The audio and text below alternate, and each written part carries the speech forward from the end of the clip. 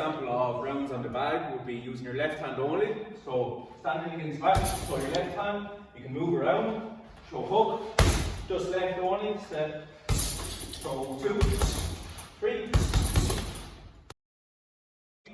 Right hand up at all times, and then hand back to the face nice and quick. The second effort on these will be your right hand only, so again, focus on the pivot on the foot, so you're through, step in, step again, you might bob, right hook, just keep moving around, right hand up. Your third round on these ones then will be your 1-2, so just left and right only, and mixer combination, straight punches.